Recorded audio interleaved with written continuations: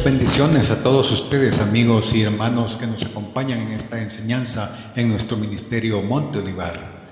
Te invitamos a que te suscribas a nuestro canal de YouTube dando clic en la campanita y que nos visites en nuestra página de Facebook. Asimismo, que te comuniques con nosotros a nuestro correo electrónico ministeriomonteolivar@gmail.com. En esta ocasión estaremos hablando sobre el tema "La carne nace de la carne y el espíritu nace del espíritu". Pero primero pondremos en manos de nuestro Señor Dios Todopoderoso esta enseñanza. Dios y Padre Celestial, hoy venimos ante ti porque queremos poner en tus manos esta enseñanza, pero también nuestras preocupaciones, nuestros problemas y nuestros caminos. Ayúdanos a identificar el bien y alejarnos del mal. Abre nuestra mente y corazón para que podamos ser edificados por medio de tu Espíritu Santo. Te lo rogamos en el bendito nombre de tu amado Hijo Jesucristo. Amén. Nicodemo fue un destacado judío del tiempo de Cristo, mencionado solamente en el Evangelio según San Juan. Nicodemo era un fariseo y miembro del Sanedrín, según Juan capítulo 7, versículo 50. Por ende, era un líder de los judíos. Nicodemo, al igual que muchos de nosotros, tiene dificultad para comprender la gracia. En el capítulo 2 del Evangelio de Juan, hemos visto que Jesús había asistido a la fiesta de las Pascuas en Jerusalén. Allí dio señales claras de que Él era el Mesías y también hizo milagros, según Juan 2:23. Esos milagros, las señales que hacía y su autoridad para enseñar llamaron la atención de todo Israel, incluidos obviamente los fariseos. Dado que muchas personas en su época, al igual que ahora, piensan que se han hecho buenos por sus propios esfuerzos, Pablo describe la religión judía de la siguiente forma: pero Israel, que sigue la justicia de la ley, no la alcanzó en la ley. ¿Por qué? Porque no la seguían por fe, sino como por obras. Tropezaron en la piedra de tropiezo. Romanos 9, 31 al 32. En otras palabras, estos judíos trabajaban duro para mantener la ley de Dios. Creían que esas obras los hacían justos para ganar el reino de Dios. Pablo, en la carta de los Romanos, discute que dicho pensamiento está equivocado. Pero Nicodemo, cuando conoce a Jesucristo, todavía piensa en la antigua manera judía. Está con los fariseos, a quienes les encanta justificarse a sí mismos ante los demás. Aún en sus oraciones le dan cuenta a Dios de sus buenos actos. Pero Jesús advierte sobre los errores de su enseñanza religiosa. Leamos la respuesta de Jesús en Mateo 16:6. Y Jesús les dijo: mirad, guardaos de la levadura de los fariseos y de los saduceos. Dicen los textos que Nicodemo, el fariseo, pasó alguna noche en Jerusalén conversando con Jesús. Tenía muchas preguntas que hacerle. ¿De noche? Por miedo a ser visto, el fariseo no quiso ser espiado ni interrumpido. Se cuenta que le pidió a María Magdalena que le presentara a Jesús. Nicodemo es como muchos de nosotros, trata de vivir de manera correcta. Era un principal entre los judíos. Él está más instruido que muchos de nosotros, ya que es un maestro famoso.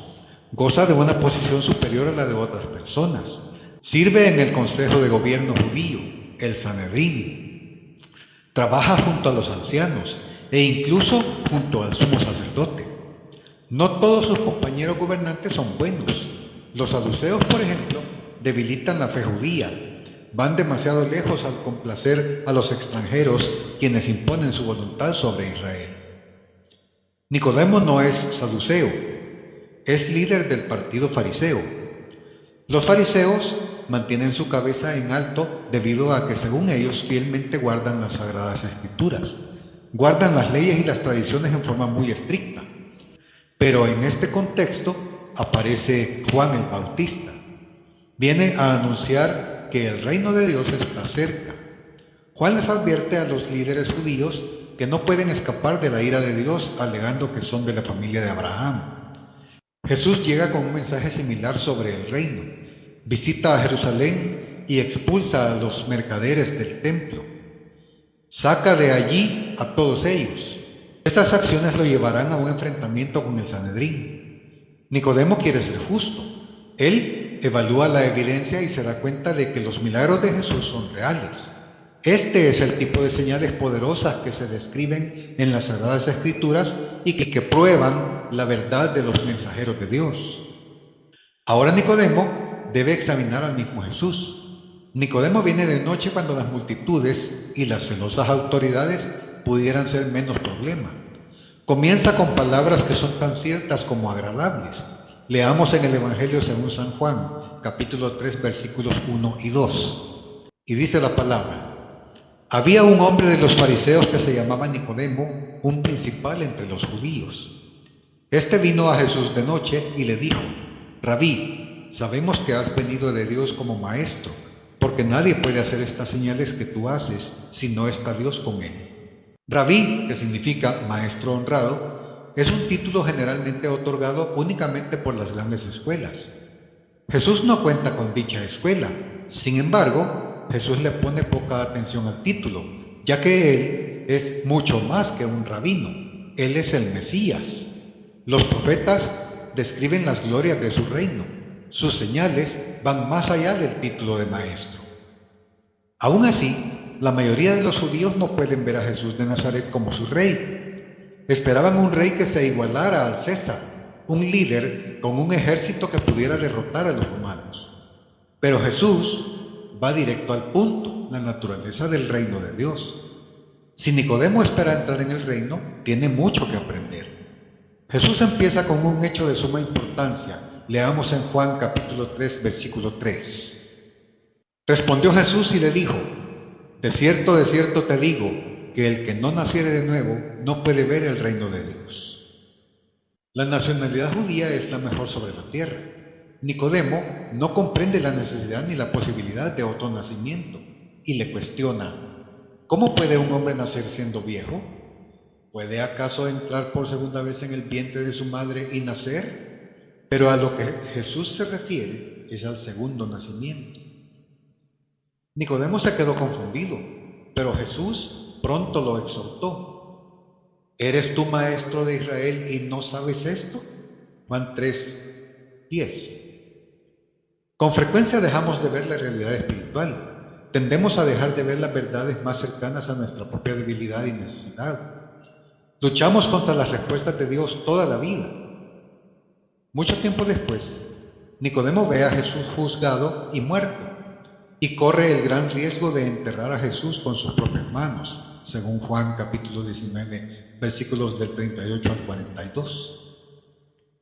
Dice la palabra: después de todo esto, José de Arimatea, que era discípulo de Jesús, pero secretamente por miedo de los judíos, rogó a Pilato que le permitiese llevar el cuerpo de Jesús, y Pilato se lo concedió. Entonces vino y se llevó el cuerpo de Jesús. También Nicodemo, el que antes había visitado a Jesús de noche, vino trayendo un compuesto de mirra y de aloes como 100 libras. Nicodemo alcanza el conocimiento, pero solo después de descubrir lo poco que sabe. Necesitamos humildad al entrar en este estudio. Dios tiene cosas importantes para que aprendamos acerca de su reino. Sin embargo, Nicodemo hace lo correcto al venir a Jesús en busca de respuestas.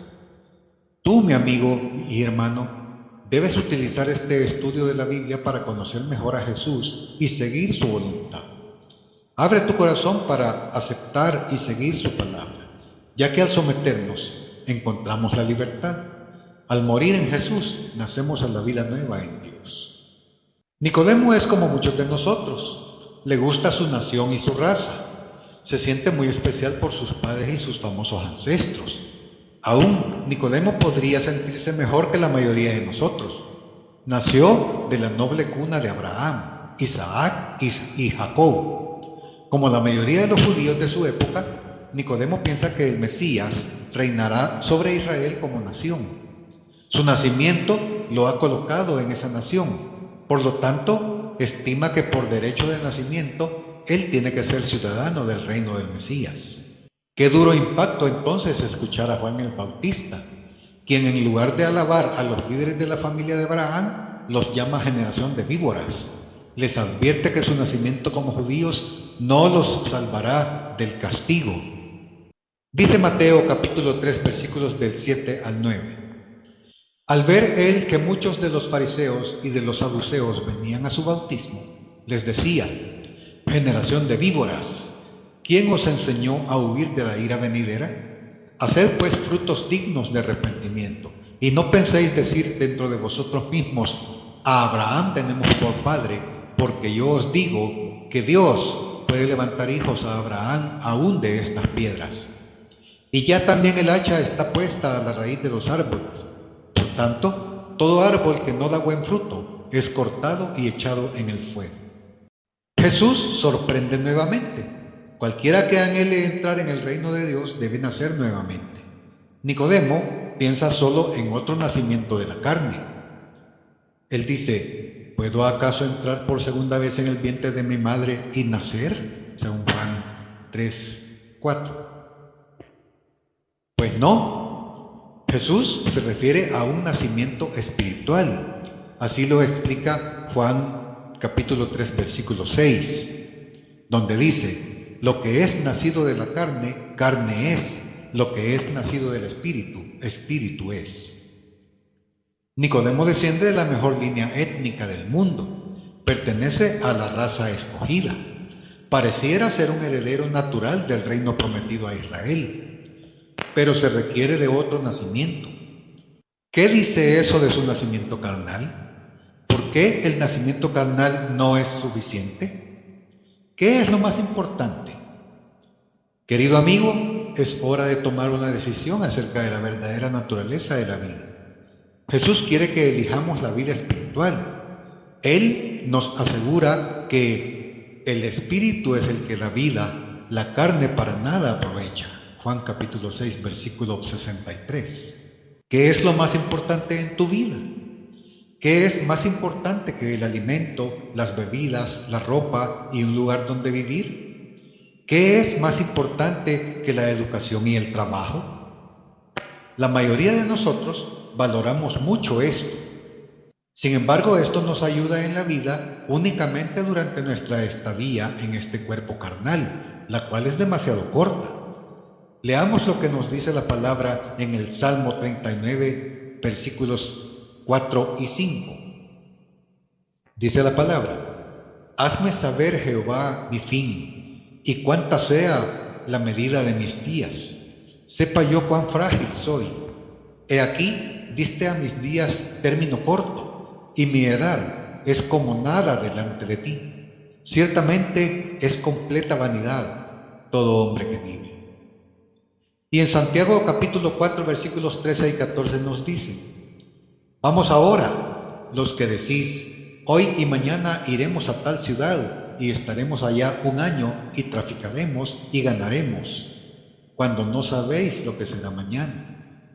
Porque, ¿qué es vuestra vida? Ciertamente es neblina que se aparece por un poco de tiempo y luego se desvanece. Toda carne es como hierba. Junto a la eternidad de Dios, nuestros años son como nada, como el vapor que sale de una olla de agua hirviendo, comparado con el total de años de la historia de la tierra. ¿Cuán larga es tu vida? El profeta Isaías nos presenta este cuadro de la carne. En Isaías capítulo 40 versículos 6 y 7 nos dice: voz que decía: da voces, y yo respondí: ¿qué tengo que decir a voces? Que toda carne es hierba y toda su gloria como la flor del campo. La hierba se seca y la flor se marchita, porque el viento de Jehová sopla en ella. Ciertamente, como hierba es el pueblo.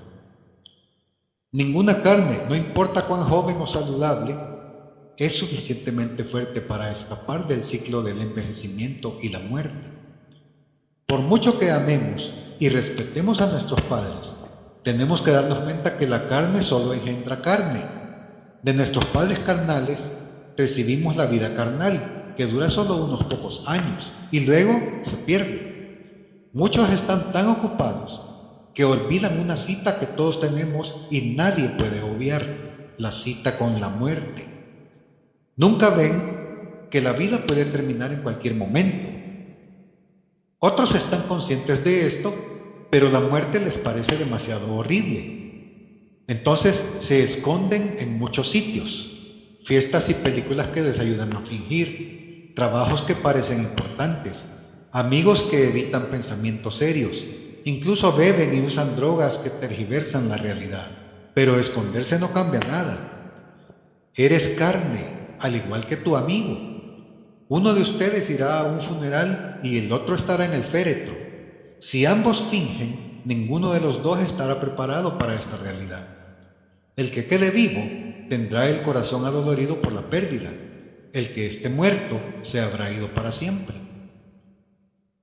En Eclesiastés capítulo 12, versículo 7 leemos: el polvo vuelve a la tierra como era, y el espíritu vuelve a Dios que lo dio. El espíritu va a su cita más importante. Siempre en Eclesiastés capítulo 12, versículo 14 nos dice: pues Dios traerá toda obra a juicio, juntamente con toda cosa oculta, sea buena o mala. Y en Hebreos capítulo 9, versículo 27 nos dice: y de la manera que está establecido para los hombres que mueran una sola vez y después de esto el juicio. Luego en Romanos capítulo 14, versículo 12 nos dice: de manera que cada uno de nosotros dará a Dios cuenta de sí. Entonces tienes dos alternativas ante ti. Puedes esconderte de la realidad, de la muerte, pero eso no es inteligente, ya que te alcanzará de todas maneras y te llegará en el peor momento, cuando no estés preparado. O bien puedes decidirte a llevar en tu corazón la verdad de que la carne es como hierba. Nuestra corta vida no es más que un latido del final. ¿Por qué no estar preparado entonces?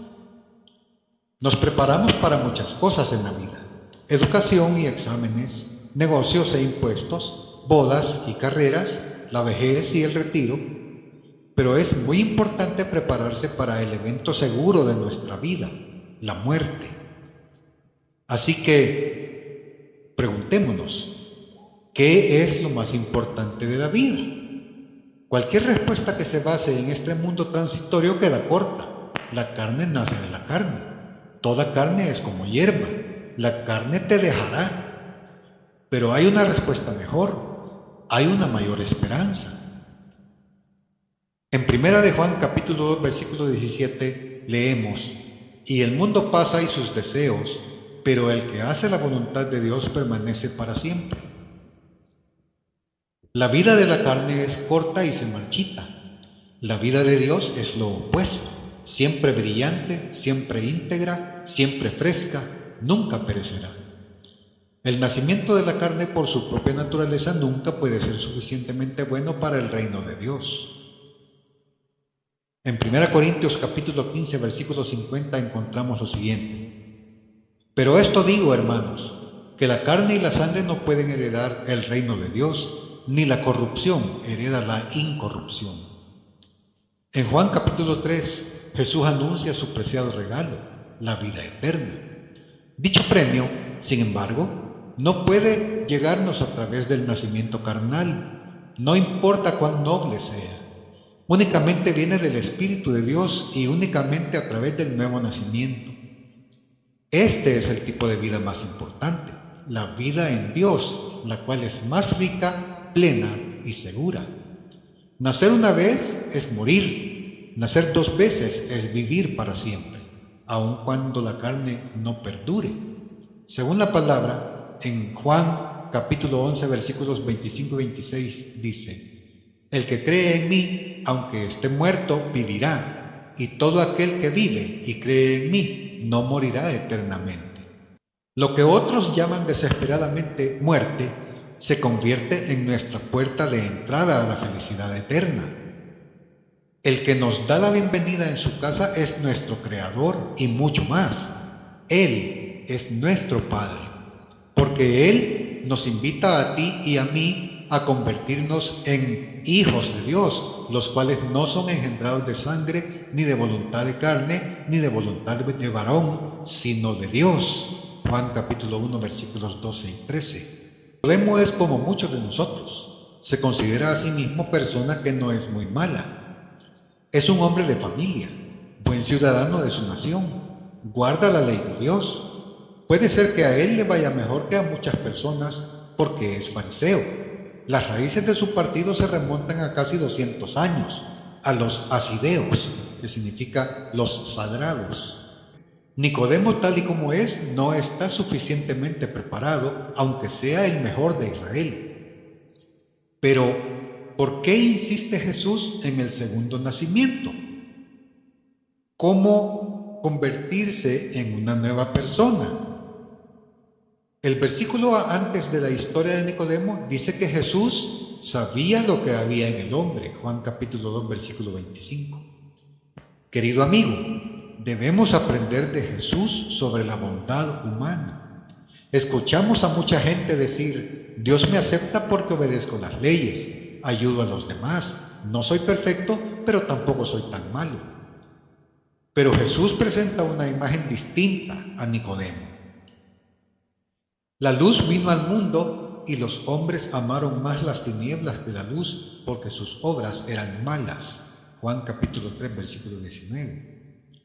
A otro príncipe judío Jesús dice, ninguno hay bueno sino solo uno, Dios.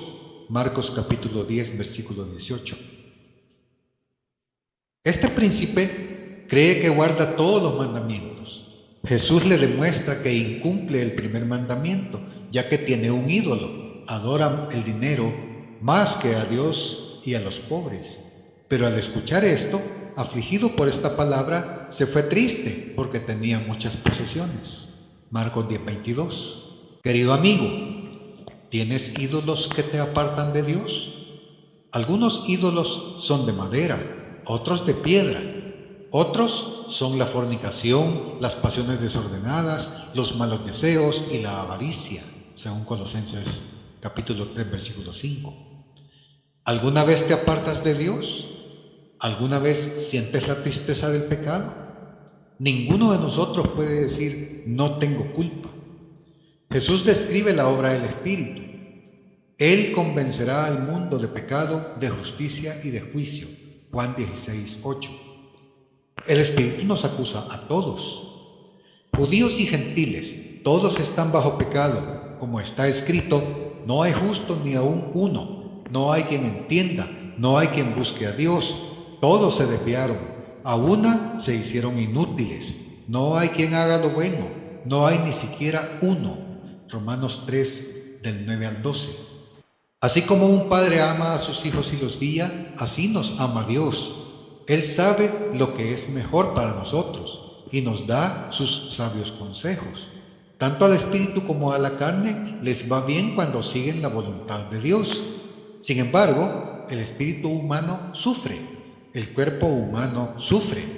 Tarde o temprano, todos nos sentimos como Job. Mi aliento se agota, se acortan mis días. Job 17:1. Satanás ha traído el pecado y el sufrimiento a nuestro mundo. Ante todo, el pecado está dirigido contra Dios, ya sea planeado o no, desafía su ley. Todo aquel que comete pecado infringe también la ley, pues el pecado es infracción de la ley. Primera de Juan, capítulo 3, versículo 4. El pecado rechaza a Dios como rey. El pecado insulta a Dios, negando su vasto conocimiento y sabiduría. El pecado deshonra a Dios al buscar en otros lugares donde satisfacer las necesidades. Como dice Dios en Jeremías 2:13. Dos males ha hecho. Me dejaron a mí fuente de agua viva y cavaron para sí cisternas rotas que no retienen agua. El pecado se vuelve contra nosotros, arruinando nuestra vida y nuestra familia. El conflicto y el crimen se expanden. El pecado es afrenta de las naciones, según Proverbios 14:34.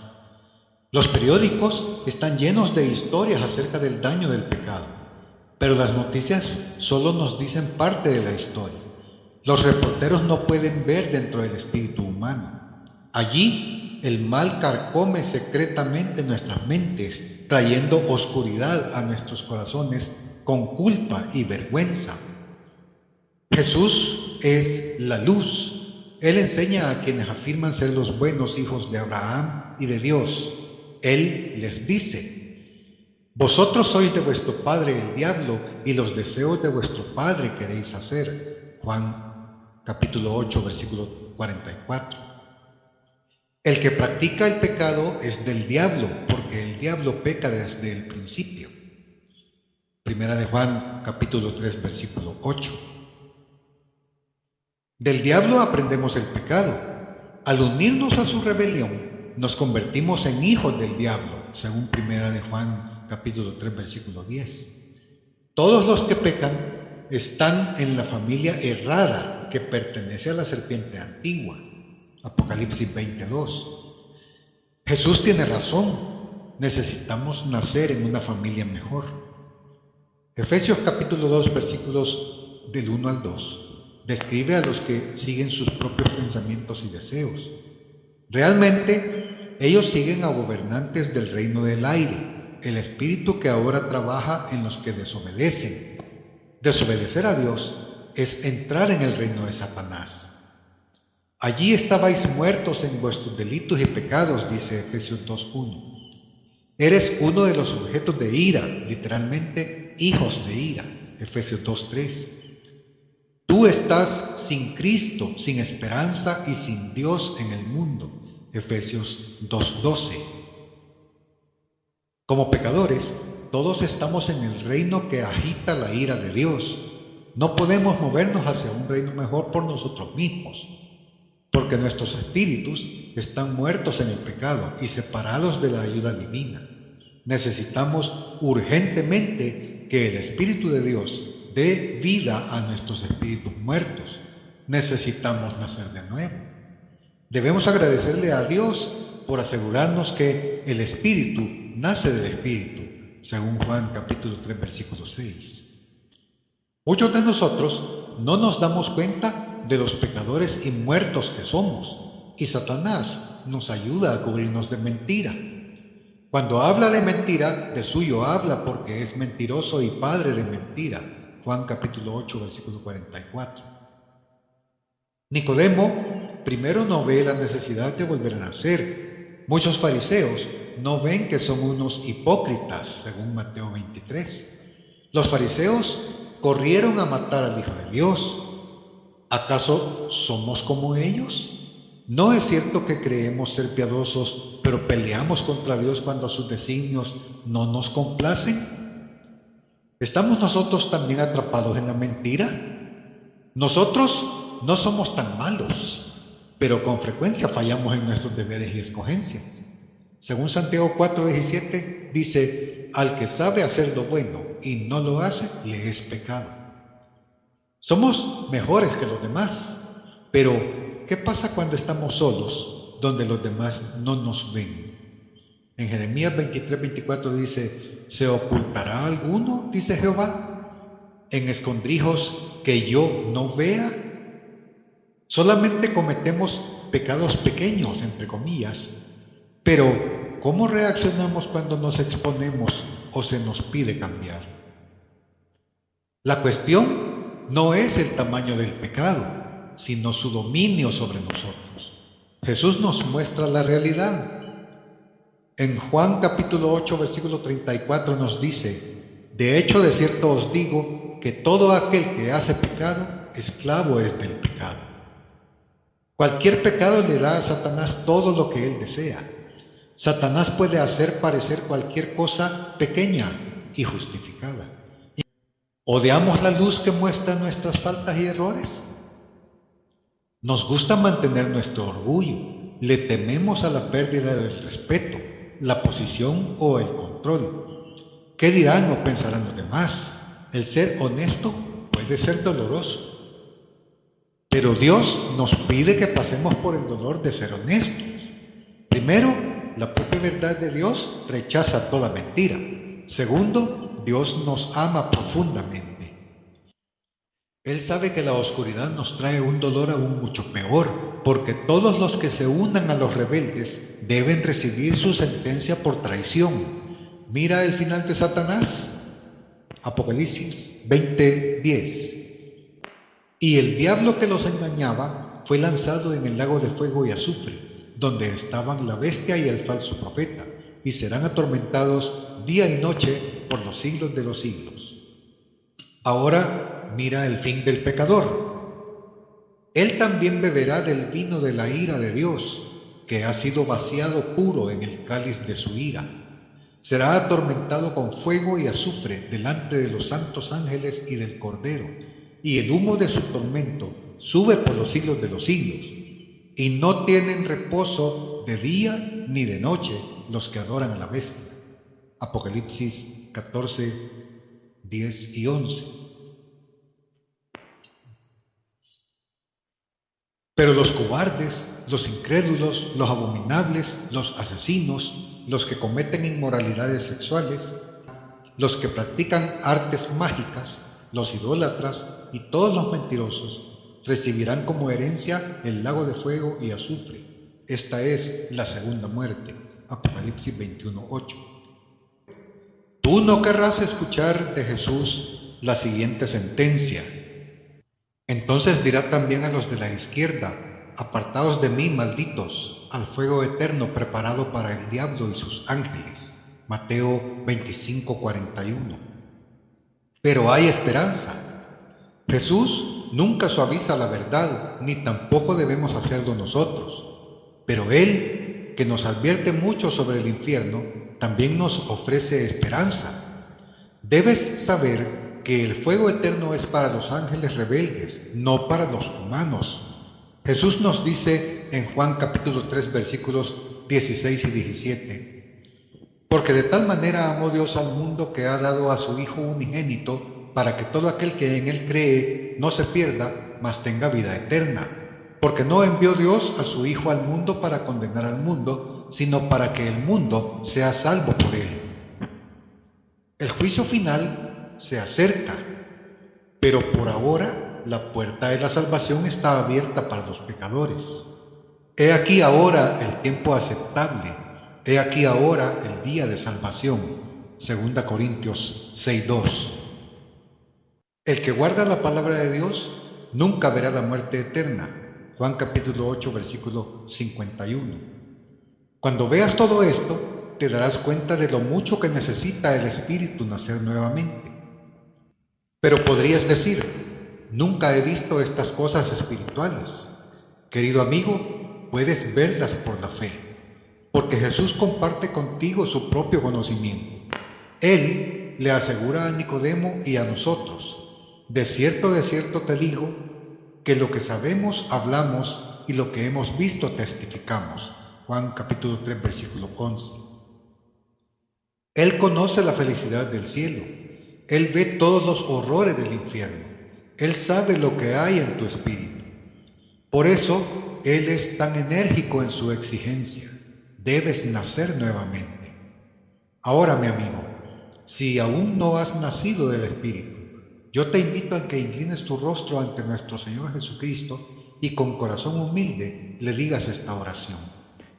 Padre que estás en los cielos, Dios eterno, hoy me acerco ante tu presencia para decirte que yo reconozco que soy pecador, que he hecho lo malo delante de tus ojos desde el principio y que estoy arrepentido de mis malas obras y deseo que me perdones todos mis pecados y transgresiones que he cometido. Por eso vengo hoy ante ti para pedirte que entres en mi corazón. Te invito a que entres en mi vida. Creo en mi corazón que tú enviaste a tu único Hijo Jesús a la tierra para morir por mí en la cruz, y que su sangre limpia todos mis pecados, y que Él no solo murió, sino también tú le levantaste